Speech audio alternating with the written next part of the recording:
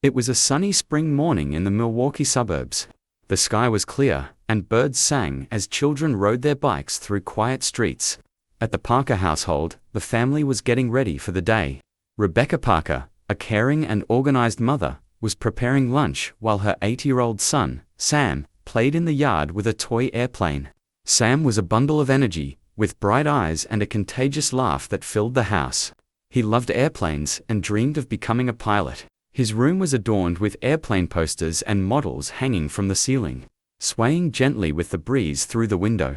Rebecca often said Sam was the heart of the family, while his father, John, called him our little explorer. The day seemed ordinary. Sam played while Rebecca watched him through the kitchen window, a serene smile on her face. But the calm would be shattered in an instant. When Rebecca looked away for a few minutes, Sam disappeared. The toy airplane lay abandoned on the yard's grass, a silent symbol of his sudden absence. Sam's disappearance plunged the Parker family into a nightmare. The police were called, searches were conducted, and photos of Sam were distributed throughout the city. John and Rebecca couldn't sleep as neighbors united to search the area. But weeks turned into months, and months into years, with no sign of Sam. Rebecca never stopped believing her son was alive. She kept his room exactly as it was on the day he vanished. Every day, she passed its door, holding on to the hope that one day he would return. The years passed slowly for the Parkers. Their once lively home, filled with laughter and toys, became a place of heavy silence. Rebecca and John coped with their grief in different ways. She threw herself into an endless search for answers, turning the living room into a makeshift command center with maps, newspaper clippings, and lists of phone numbers of people who might have seen Sam. John, on the other hand, withdrew. He spent long hours at work, trying to escape the pain consuming him. Though he still loved Rebecca deeply, the two drifted apart, unable to find solace in each other. One house in particular had always caught Rebecca's attention over the years, that of Harold Grant, the neighbor next door. Harold was a solitary and reserved man. He rarely interacted with others, except for occasional waves while tending his garden. There was something about him that unsettled Rebecca, though she couldn't quite put her finger on it.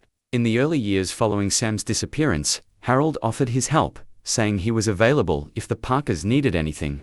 But as time passed, he receded further into his isolation, almost as if avoiding the family. Rebecca noticed, but was too consumed by her grief to dwell on it. 20 years had passed since that fateful day. Rebecca and John were aging, their hopes eroded by time. Sam's room remained untouched, a time capsule of a stolen childhood. Rebecca still made regular visits to the police department, insisting they follow up on new leads, though most ended in dead ends. John, however, had begun to accept that they might never discover what happened. He tried convincing Rebecca to sell the house and start fresh elsewhere, but she refused. "If Sam comes back, he'll need to know where to find us," she would say with unwavering determination. One day, while cleaning out the attic, Rebecca found a stack of old letters. They were messages of condolence from friends and neighbors sent in the weeks following Sam's disappearance. Among them was one that stood out: "No return address," written in uneven handwriting. The brief but chilling message read, "****, he's still here, closer than you imagine." ****, a shiver ran down Rebecca's spine. She took the letter to the police, who dismissed it as a cruel prank. But for Rebecca, it reignited her determination. She began observing the neighbors once more, particularly Harold. Something about his meticulous routine, his insistence on keeping his windows closed and his garden pristine, struck her as odd. One summer night, Rebecca was watering her plants in the backyard when she heard a muffled sound coming from Harold's house. It was faint, but she swore she heard a voice, as if someone were calling for help. Her heart racing, she grabbed her phone and called the police. Officers arrived promptly. Harold opened the door, visibly calm but nervous at their presence. He tried to deflect their questions, but Rebecca's insistence convinced them to search the property. In the basement, they found a locked door secured with multiple padlocks. When the officers finally broke it open, Rebecca held her breath. Inside, in a cold, damp space, was a frail man with disheveled hair. His eyes were ones Rebecca would recognize anywhere. It was Sam. As the officers freed the man, The silence in Harold's small home was broken by Rebecca's cries. She rushed forward, but stopped midway, unable to fully grasp what she was seeing. Despite his thin frame, aged face, and unkempt hair, those eyes were unmistakable. They were Sam's, the boy she had lost 2 decades ago. Sam looked confused and frightened, as though he couldn't believe what was happening. The police quickly escorted him outside to a waiting ambulance. Rebecca followed, her eyes never leaving her son. She reached out and touched his face, as if to confirm he was real. As paramedics examined Sam, Harold was handcuffed and taken into custody. He refused to speak, but the mystery surrounding him began to unravel. Documents and notes found in the house revealed that Harold had kidnapped Sam years earlier, keeping him in the basement under grim conditions. Though he had sustained Sam's life with food and water, Harold had isolated him entirely from the outside world. At the hospital, Rebecca and John waited in a heavy silence. The joy of finding Sam alive was tempered by the horror of what he had endured. When they were finally allowed to see him, Rebecca hesitated. Sam lay on the bed, connected to wires, his expression distant. Rebecca took a step forward and held his hand. It was a simple gesture, but one filled with emotion. She didn't say a word, letting her tears speak for her. Sam looked at her, and for the first time, a flicker of recognition softened his guarded gaze. The following days were filled with medical procedures and investigations. Sam was physically fragile, but deemed capable of recovery. The greater concern was the psychological trauma. Years of isolation had left deep scars. Sam spoke little, and when he did, his voice was hesitant, like someone who had forgotten how to communicate. It was a sunny spring morning in the suburbs of Milwaukee, Wisconsin. The sky was clear, birds were singing, and children rode their bikes through the calm streets. At the Parker household, the family was getting ready for the day. Rebecca Parker, a loving and organized mother, was preparing lunch while her 80-year-old son, Sam, played in the backyard with a toy airplane. Sam was an energetic child with bright eyes and a contagious laugh that filled the house. He loved airplanes and dreamed of becoming a pilot. His room was decorated with airplane posters and models hanging from the ceiling, gently swaying with the breeze coming through the window. Rebecca always said that Sam was the heart of the family, while his father John liked to call him our little explorer. That day seemed like any other. Sam played as Rebecca watched him through the kitchen window, a calm smile on her face. But the tranquility was shattered in an instant. When Rebecca got distracted for just a few minutes, Sam disappeared. His toy airplane was left on the ground in the backyard, a silent symbol of the sudden void. Sam's disappearance plunged the family into a nightmare. The police were called, searches were conducted, and photos of Sam were distributed all over the city. John and Rebecca couldn't sleep as neighbors banded together to scour the area. But weeks turned into months, and months into years. Without any sign of Sam, Rebecca never stopped believing that her son was alive. She kept his room exactly as it had been the day he vanished. Every day she passed by the door, hoping for the moment he would come home. Time moved slowly for the Parkers. The house, once filled with laughter and the sounds of toys, became a place of heavy silence. Rebecca and John coped with their grief in different ways. She threw herself into an unrelenting search for answers, turning the living room into a small operations center, complete with maps, newspaper clippings, and lists of phone numbers from people who might have seen Sam. John, on the other hand, withdrew into himself. He spent countless hours at work, trying to escape the pain that seemed to consume him. Although he still loved Rebecca deeply, the two began to drift apart, unable to find solace in one another. The community around them also changed. At first, neighbors showed solidarity, helping with the searches and supporting the Parkers. But as time went on, life moved forward for everyone except Rebecca.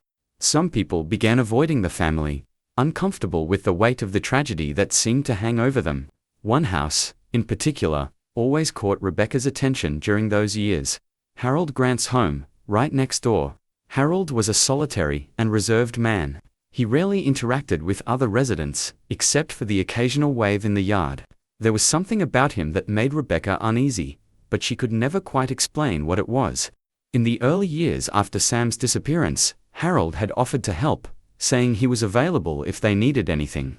But as time passed, he withdrew further into his solitude, almost as if trying to avoid the Parkers. Rebecca noticed this, but there were so many other aspects of her grief that she didn't have the energy to analyze it. 20 years had passed since that fateful day. Rebecca and John were aging, their hopes worn thin by time. Sam's room remained untouched, a time capsule of a lost childhood. Rebecca still made regular visits to the police department, insisting they investigate new leads, but most of them led to dead ends. John, meanwhile, had begun to accept that they might never find out what had happened. He tried to convince Rebecca to sell the house and start anew elsewhere, but she refused. "If Sam comes back, he'll want to know where we are," she said, her determination unwavering. One day, while cleaning the attic, Rebecca came across a pile of old letters. There were condolence notes from friends and neighbors sent in the weeks after Sam's disappearance. Among them was a letter that seemed different. It had no return address and was handwritten in irregular script. The message was brief but unsettling. "He's still here, closer than you think." Rebecca felt a chill run down her spine. She took the letter to the police department, but they initially dismissed it as unimportant. For Rebecca, however, it was enough to reignite her determination. She began watching her neighbors again, particularly Harold. Something about his meticulous routine, his insistence on keeping his windows shut, and his immaculately maintained garden struck her as strange. One summer night, Rebecca was in the backyard watering her plants, when she heard a muffled sound coming from Harold's house. It was almost imperceptible, but she could swear she heard a voice, as if someone was calling for help. Trembling with anxiety, she grabbed her phone and called the police. Officers arrived quickly. Harold answered the door, visibly calm but nervous about their presence. He tried to deflect their questions, but Rebecca's insistence convinced them to inspect the property. In the basement of the house, they found a door locked with multiple padlocks. When the officers finally broke it open, Rebecca held her breath. Inside, in a cold and damp space, was a thin man with disheveled hair. He had eyes Rebecca would recognize anywhere. It was Sam. It was late at night when Sam stood in the now empty town square, gazing at the mural. Rebecca and John found him there, lost in thought as he stared at the artwork. "You did it," Rebecca said, placing a gentle hand on her son's shoulder. Sam turned to her, a genuine, unreserved smile lighting up his face for the first time. "No, Mum, we did it. You and Dad never gave up on me. This belongs to all of us, just as much as it does to me." The future of the Parker family was now filled with hope. Sam, though fully aware that the past would always be a part of him, refused to let it define who he was. He had found something greater, a purpose, a deep connection with his family, and the unwavering belief that even in the darkest moments, light always finds a way in. The years that followed solidified the transformation of Sam and his family. The New Beginnings Center became a pillar of hope in the community, drawing people from all over who sought to rebuild their lives. Sam, now at peace with his past, found joy in helping others discover their inner strength. Rebecca and John, who had spent 2 decades living in the shadow of loss, finally began to breathe freely again. They let go of guilt and pain, focusing instead on the present and cherishing every moment with the son they had fought so hard to find. The Parker family's new life was simple but profoundly fulfilling. Sam spent his days at the center, guiding people through their own journeys of healing. In the evenings, he would read, draw, and walk through the neighborhood with Rebecca, a tradition they had grown to cherish. John, who had once withdrawn emotionally, found new ways to connect with Sam. Together, they worked on small improvement projects at the center, a quiet but meaningful way to strengthen their bond. 5 years after the founding of the New Beginnings Center, Sam was honored with a national award for community leadership. The ceremony, held in a grand auditorium, was marked by heartfelt speeches from individuals whose lives had been transformed by Sam's work. When it was his turn to speak, Sam walked to the stage, looking out at the audience before beginning with humble sincerity. "I'm not a hero. I'm someone who was saved by the unwavering love of my family, and the belief that there is always a way back to the light." He spoke about the importance of perseverance, even in the hardest moments, and dedicated the award to Rebecca and John. "My parents didn't just find me, they gave me reasons to keep living." The audience gave him a standing ovation. But the most meaningful moment came when Sam stepped off the stage to embrace Rebecca and John. It was a symbolic culmination of the journey they had shared. Over time, the New Beginnings Center expanded, opening branches in other cities. Sam continued to lead with humility, never losing sight of the center's core mission: to create a space where trauma could be transformed into strength. Rebecca and John, now retired, devoted more time to their family, celebrating the life they had rebuilt together. The pain of the past was never forgotten, but it was softened by acceptance and their focus on the future. One sunny afternoon, Sam sat in the center's garden, watching a group of children play. He opened his sketchbook, which had become a constant companion, and began drawing the mural they had created years ago. It was a tangible reminder of everything he, his family, and so many others had overcome. Rebecca approached and sat beside him, holding his hand. "Are you happy, Sam?" she asked with a serene smile. Sam looked at her, thinking for a moment before replying, "Yes, Mum. For the first time, I feel like I'm exactly where I'm meant to be." As the sun set, casting golden hues across the mural, Sam realized that the legacy of his journey wasn't just about overcoming trauma, it was about creating something that could help others do the same.